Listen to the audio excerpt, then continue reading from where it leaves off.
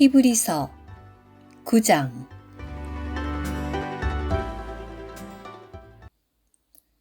첫 번째 언약에도 봉사에 관한 규례들이 있었습니다. 그래서 거룩한 곳이 이 세상에 있었습니다.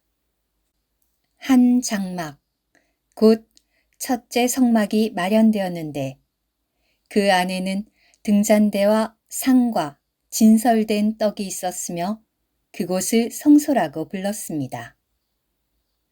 둘째 휘장 뒤에는 다른 한 성막이 있었는데 그곳을 지성소라고 불렀습니다.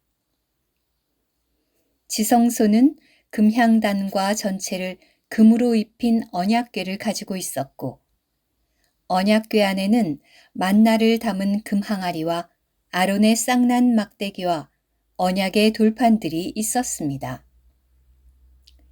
그리고 언약궤 위에는 속죄덮개에 그늘을 들이우는 영광의 그룹들이 있었습니다.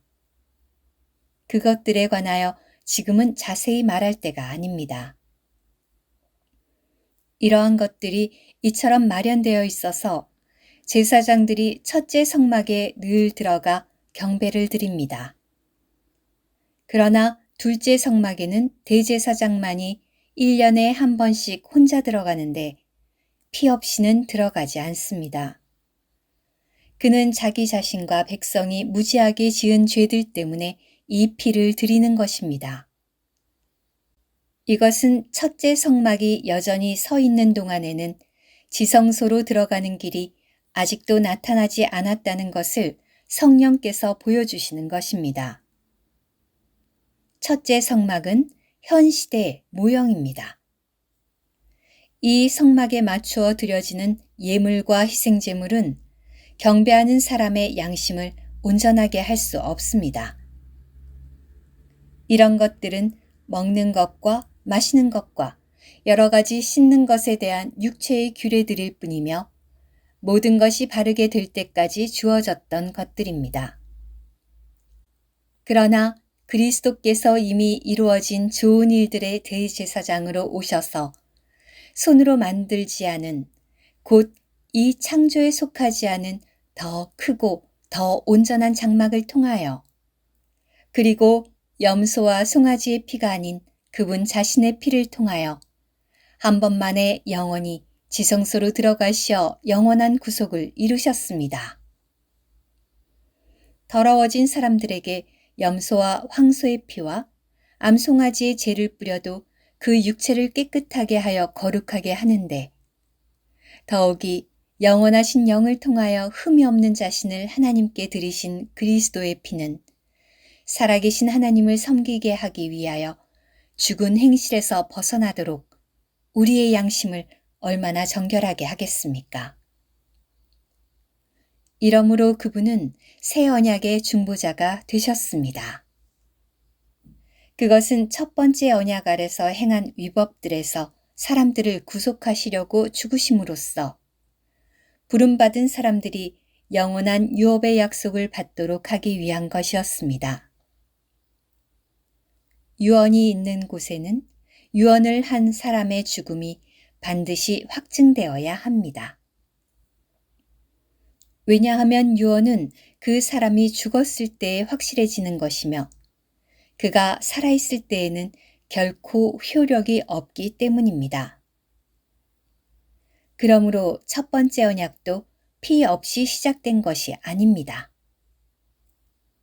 모세가 율법에 따라 온갖 계명을 모든 백성에게 말할 때 송아지와 염소의 피를 물과 진홍색 양털과 우슬초와 함께 가져다가 언약의 두루마리에 그리고 온 백성에게 뿌리면서 이것은 하나님께서 여러분에게 명령하신 언약의 피입니다. 라고 말했습니다. 또 그는 성막에도 봉사를 위한 모든 그릇에도 같은 방식으로 삐를 뿌렸습니다. 율법에 따르면 거의 모든 것은 피로 정결하게 됩니다. 그래서 피 흘림이 없이는 용서도 있을 수 없습니다. 그러므로 하늘들에 있는 것들의 모조품들은 제물들로 정결하게 될 필요가 있었지만 하늘에 속한 것들 자체는 제물들보다 더 좋은 희생제물들로 정결하게 되어야 합니다. 그리스도는 참된 것의 모형 안으로, 즉 손으로 만든 지성소 안으로 들어가신 것이 아니라 우리를 위하여 지금 하나님 면전에 나타나시려고 하늘 그 자체 안으로 들어가신 것입니다. 그래서 대제사장은 해마다 짐승의 피를 가지고 지성소에 들어갔지만 그리스도는 그처럼 자주 자신을 들이실 필요가 없게 되었습니다. 만일 그렇게 하셔야 했다면 그분은 창세 이후로 자주 고난을 받으셨어야 했을 것입니다. 그러나 이제 그분은 자신을 희생제물로 들이시어 죄를 없애시려고 시대들이 종결될 때에 한 번 나타나셨습니다. 한 번 죽는 것은 사람들에게 정해진 운명이고 그 후에는 심판이 있습니다. 그러므로 그리스도도 많은 사람의 죄들을 짊어지시려고 한 번 들여지셨고 그분을 간절히 기다리는 사람들에게 죄와 상관없이 두 번째 나타나시어 그들을 구원에 이르게 하실 것입니다. 오늘의 말씀 한 구절 히브리서 9장 15절 이러므로 그분은 새 언약의 중보자가 되셨습니다. 그것은 첫 번째 언약 아래서 행한 위법들에서 사람들을 구속하시려고 죽으심으로써 부름받은 사람들이 영원한 유업의 약속을 받도록 하기 위한 것이었습니다.